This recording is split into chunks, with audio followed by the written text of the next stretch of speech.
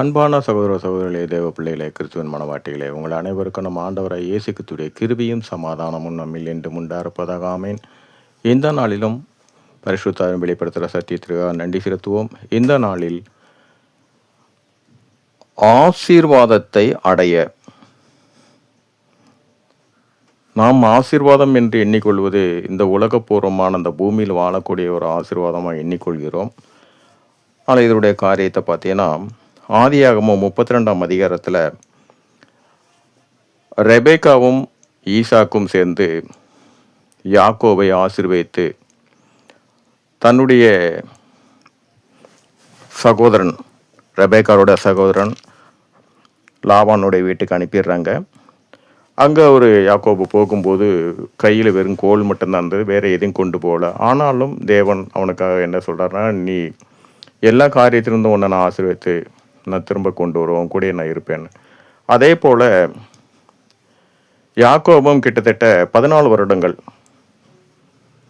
அங்கு தன் மாமனோடு தாய்மாமனிடத்தில் ஆடுகளை மேய்த்து திரும்ப அங்கேருந்து வரும்போது பார்த்தீங்கன்னா, பெரும் செல்வந்தனாக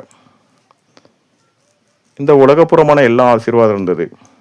மனைவி, பிள்ளைகள், ஆடு மாடுகள், ஒட்டகம் எல்லாமே இருந்தது. ஆனாலும்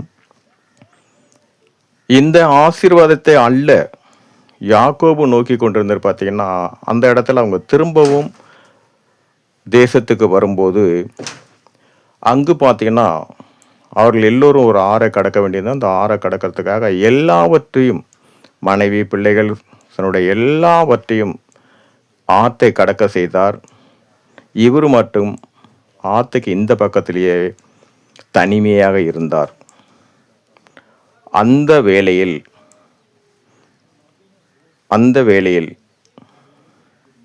ஒரு புருஷன், தேவன் ஒரு புருஷனோட ரூபத்தில் வந்துட்டு அவனோட ஒரு போராட்டம் நடக்குது. அவன் என்னவென்றால், யாக்கோபு அவரை பிடித்து கொண்டு எனக்கு ஒரு ஆசீர்வாதத்தை கொடுங்கன்னு கேட்குறாரு.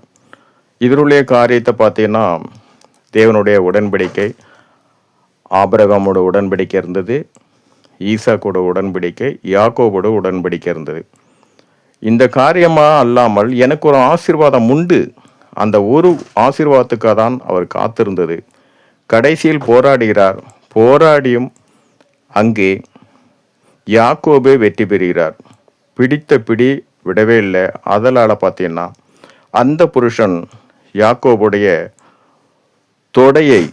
தொடை சதையை ஒரு வேதனை உண்டாக்கும்படியாக அந்த தொடை சந்தையை பிடித்து விடுகிறார். அப்போது பார்த்தீங்கன்னா, அந்த தொடை சந்தனால் அங்கு ஒரு வேதனை உண்டு, பாடுகளான ஒரு வேதனை.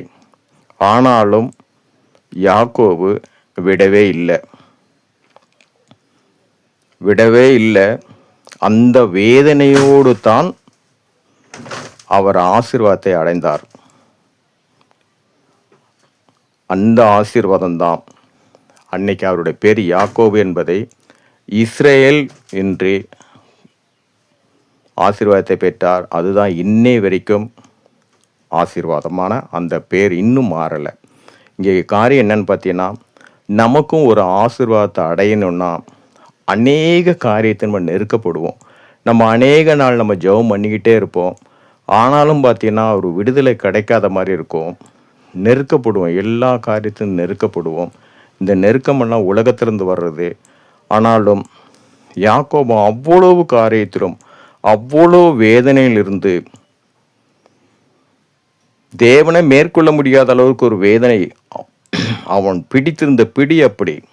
ஏனென்றால், எனக்கு இப்போ எல்லா ஆசீர்வாதமும் இருக்குது, எனக்கு இதில் எதையுமே குறையில்லை. ஆனால் இது அல்ல எனக்கு ஒரு ஆசீர்வாதம், இது அல்ல. அதனால தான் நம்மளுடைய ஒரு நெருக்கப்படுறோமா, ரொம்ப ரொம்ப கஷ்டப்படுறோமா, எல்லா விதத்தையும் நமக்கு நெருக்கப்படுறோமா, உங்களோட ஒரே எண்ணம் என்னவாக இருக்குன்னா, நமக்காக ஒரு பெரிய ஆசீர்வாதம் நமக்கு இருக்குது.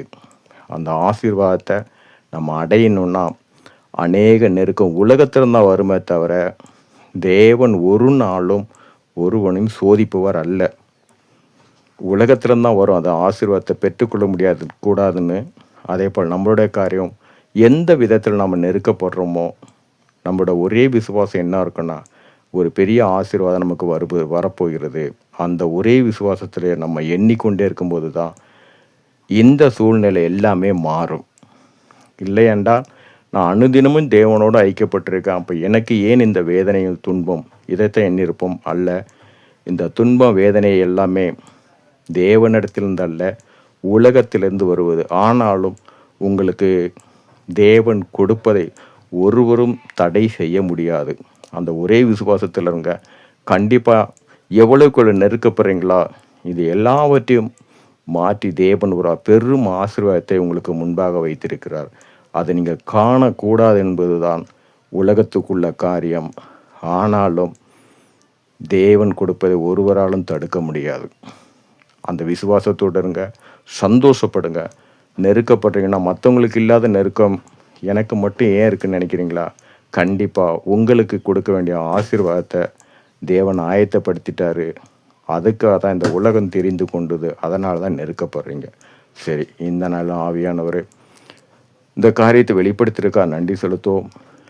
இந்த காரியத்தின் மூலம் எல்லாவற்றிலும் மூவரிலும் ஒருவராக இருக்க தேவனே, உம்முடைய ஒருவருடைய நாமத்துக்கு மகிமை உண்டாவதாக. ஆமென்.